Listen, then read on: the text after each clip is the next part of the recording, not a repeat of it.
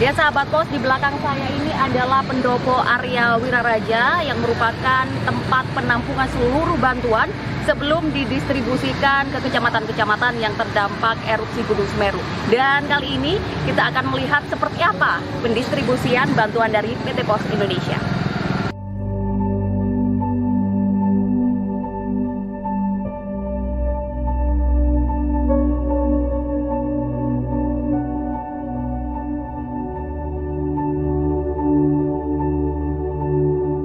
Pendistribusian dari posko pusat di pendopo ini sesuai permintaan yang ada di posko-posko yang ada di terdampak erupsi di Candipuro dan Pasirian. Jadi pihak transportasi dari pos mengambil barang, nanti kita berangkat sesuai dengan permintaan posko-posko yang bertalian.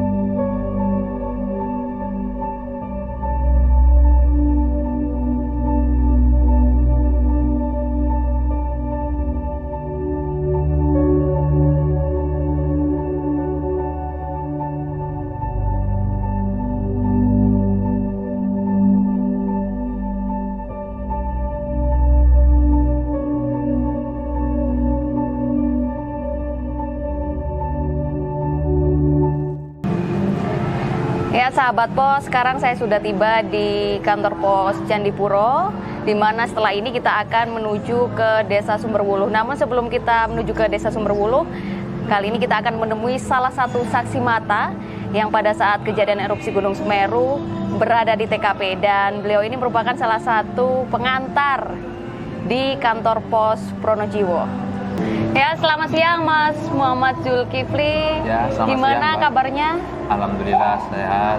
Sehat ya Mas. Mas, dengar-dengar kemarin waktu erupsi Gunung Semeru, Mas ini berada di TKP ya? Ya. Boleh diceritakan sedikit? Seperti ini Mbak, saat itu saya sudah melakukan antaran sekitar jam 1:30 siang. Saya itu sudah mau arah pulang ke Candipuro. Setelah itu saya mampir ke masjid dulu di daerah Siti. Saya sholat, setelah itu saya ke arah pulang lagi ke Candipuro sekitar jam 2. Setelah itu saya sampai di pertigaan Supiturang, desa terakhir sebelum masuk ke Piket Nul sama Geladak Perak. Nah, di situ banyak orang yang berlarian dan kelihatan asap membumbung tinggi, Mbak. Baik, waktu asap membumbung tinggi itu sekitar pukul berapa? Itu sekitar pukul 2:30. 2:30 sore ya? Ya. Pada saat itu Mas Muhammad Zulkifli ini sedang posisinya bekerja mengantarkan gitu? Sudah selesai. Sudah selesai, Ya. Oke. Waktu itu berarti mau kembali pulang, ke Candipuro. Kebetulan ini Mas rumahnya di? Rumah saya di Candipuro. Candipuro, baik. Setelah itu? Setelah itu saya bikin laporan dulu, Mbak. Saya bikin video sama foto untuk saya laporkan ke kantor pos Lumajang. Baik. Ke kantor pos buat laporan kalau ada bencana erupsi Semeru. Nah, Baik. setelah bikin laporan, saya langsung ke timur, Mbak. Itu masih keadaan hujan. Baik. Hujan tapi tidak begitu deras. Oh, berarti waktu posisi erupsi Ya. memang kondisinya sudah hujan begitu ya? Iya, hujan. Setelah itu saya ke timur lagi, Mbak, arah ke Candipuro, arah pulang. Waktu itu mau sampai di bekas longsoran yang dulu itu sudah mulai hujan abu, Mbak. Cuma tidak terlalu deras, Ya. masih campur air. Nah, setelah itu saya lanjut lagi perjalanan, mesti kelihatan jalan meskipun ada abu vulkanik sedikit. Setelah itu sampai di tikungan terakhir mau ke Geladak Perak, itu hujan abu sudah makin Makin deras ya? Makin deras. Makin pekat begitu? Makin pekat. Cuma jembatan Geladak Perak itu masih kelihatan. Ya. Makin kelihatan. Saya lanjut perjalanan dan sampai di tengah-tengah itu puncaknya itu berbarengan sama lava liwat, Mbak. Pas di tengah-tengah jembatan Geladak Perak itu cuaca wes hitam pekat, udah penuh dengan abu begitu ya? penuh dengan abu, tidak ada hujan air, sudah hujan abu sama kerikil, agak panas, Mbak. Baik, waktu itu posisinya apakah pakai jaket atau seperti apa? Waktu itu pakai helm kah? Pakai jaket, pakai helm, sama pakai jas hujan, Mbak. Kebetulan karena cuaca hujan, alhamdulillah pakai jas hujan. Ya. Umpama saya tidak pakai jas hujan, mungkin wallahu a'lam, mungkin kulit saya bisa melepuh ya. Karena saking panasnya begitu ya? Iya. Setelah cuaca pas di tengah-tengah hitam pekat itu saya lanjut sudah melewati Geladak Perak. Nah, itu banyak bebarengan pemotor dari arah Pronojiwo menuju Candipuro. Nah, itu semua pada berhenti di warung dekat Geladak Perak. Sedangkan saya terus ke timur.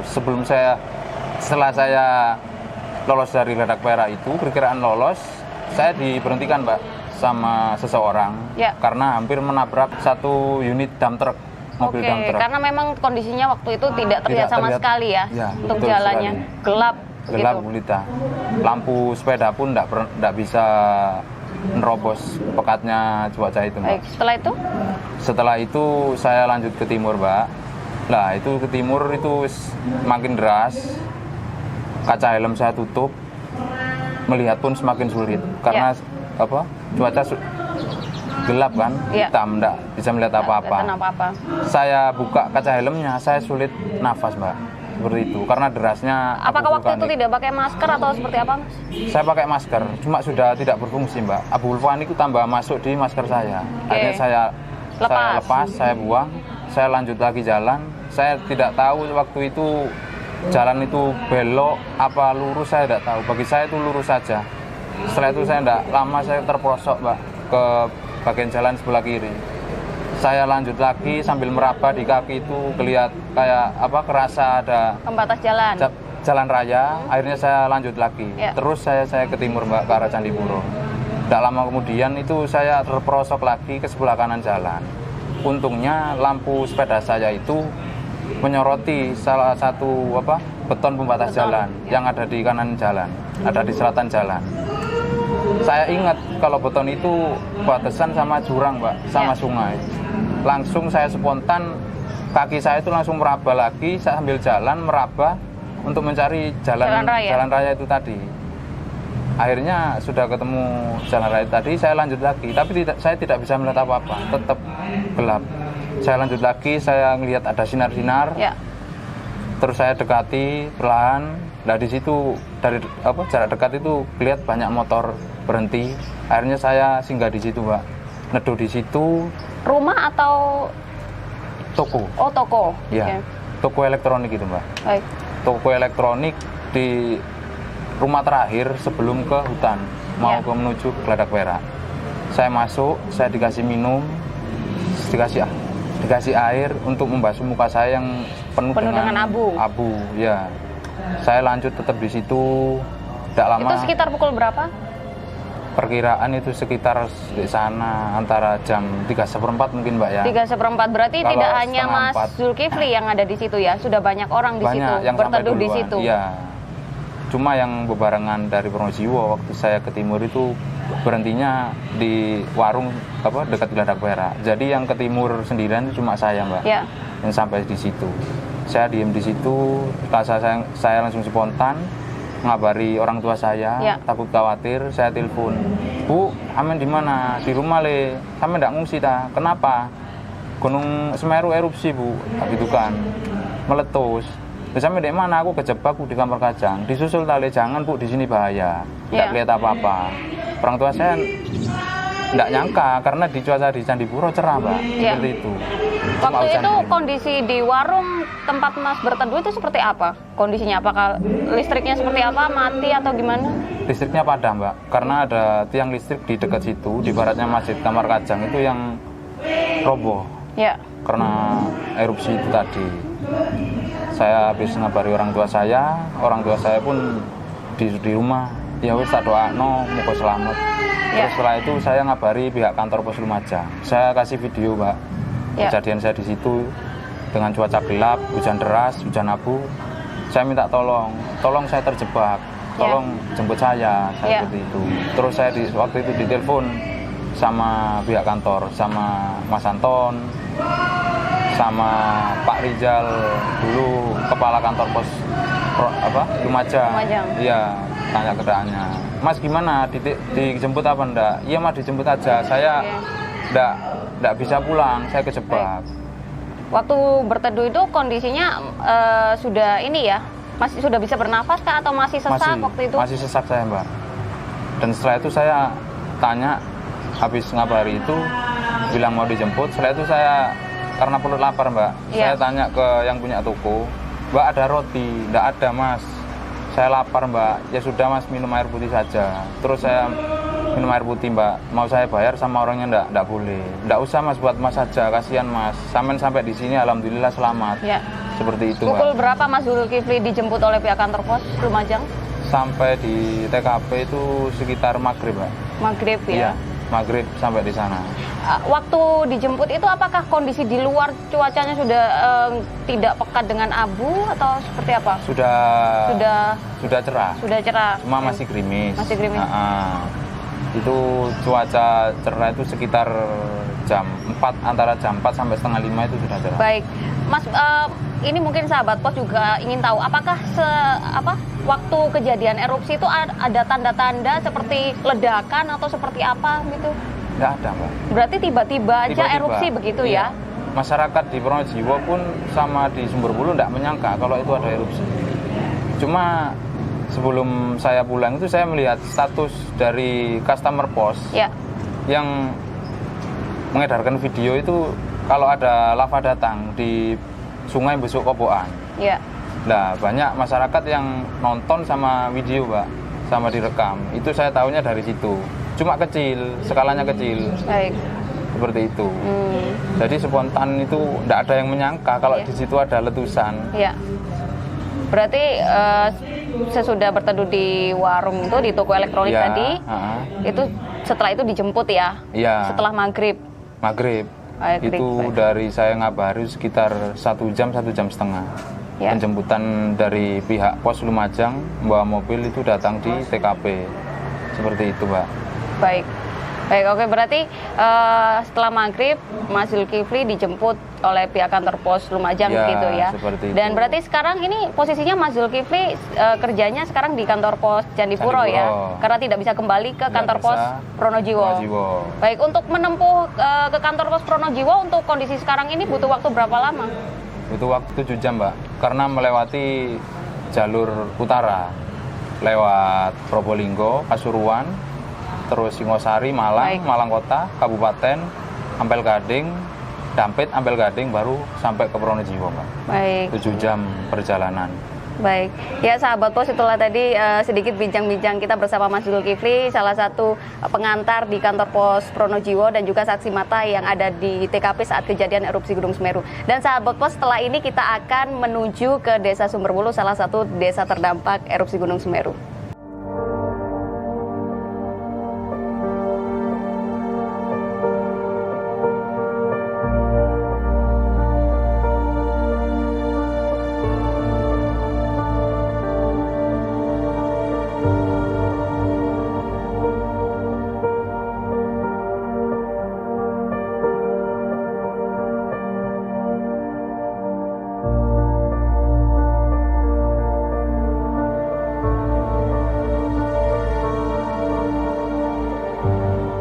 Sahabat pos, sekarang saya sudah tiba di lokasi di mana yang menjadi epicentrum terdampaknya erupsi Gunung Semeru di Kampung Krenteng, Desa Sumberwulu.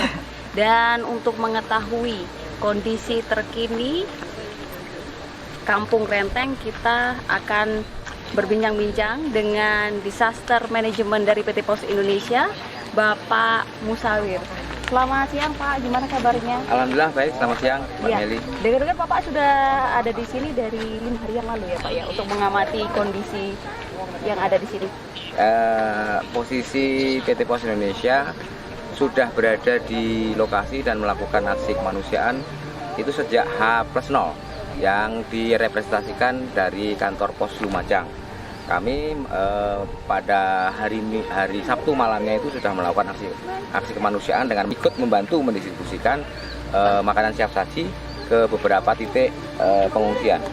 Nah, selain itu juga setelah pengungsian itu, setelah pembagian nasi, kita juga melakukan asesmen terhadap SDM PT Pos, aset, kemudian gangguan layanan.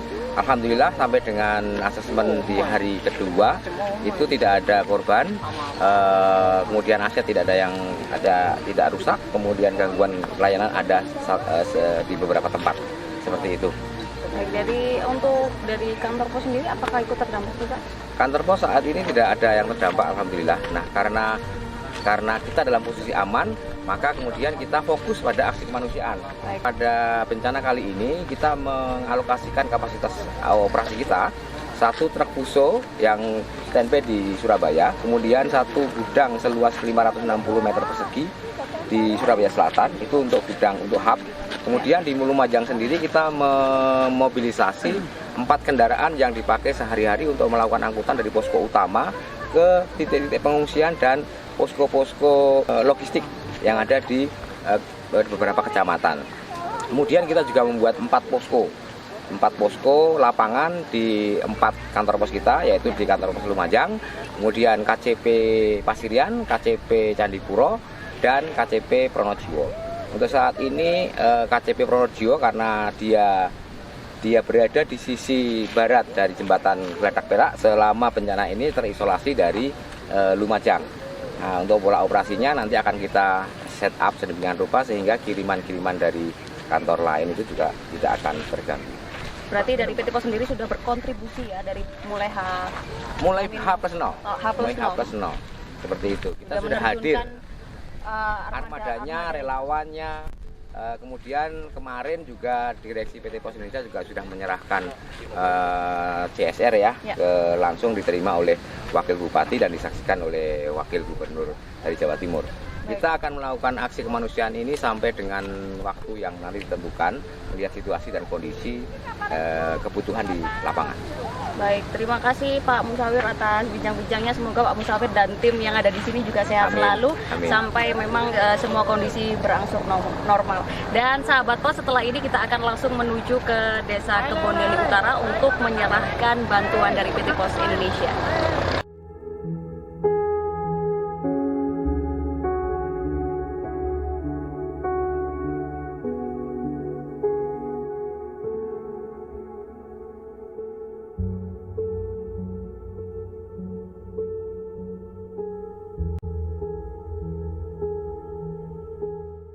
Ya sahabat pos, saat ini saya sudah berada di Dusun Kebondeli Utara, di mana desa ini adalah desa terdekat yang paling terdampak erupsi Gunung Semeru. Dan saat ini saya sudah berada bersama Ibu Sunar, Kepala Dusun Kebondeli Utara. Ibu mungkin bisa diceritakan sedikit saat kejadian seperti apa?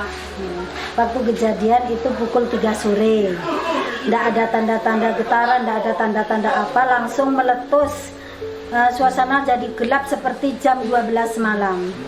Gitu. Jadi kondisi di sini sudah gelap. Tersebar semua karena gelap, tidak ketemu sama saudara, anak dan suami, tidak ketemu, pisah sendiri-sendiri. Lari itu. Nah, kalau boleh tahu Ibu, di sini warganya ada berapa yang terdampak? Yang terdampak habis total itu rumah Gang Kampung Renteng itu 26 rumah yang habis total. Nah, jumlahnya 70 ya.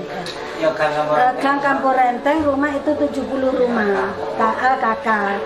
Terus yang Kebondeli Utara itu sisanya. Jadi total semua Kebondeli Utara dan Gang Kampung Renteng ada 386 kakak. Yang terdampak? Yang terdampak, ya yang terdampak. Baik, yang rumahnya tertimbun Ibu kira-kira ada berapa? 26 rumah ya? Rumah, apakah masih ada, mohon maaf, korban yang belum ditemukan sampai saat ini? Ada.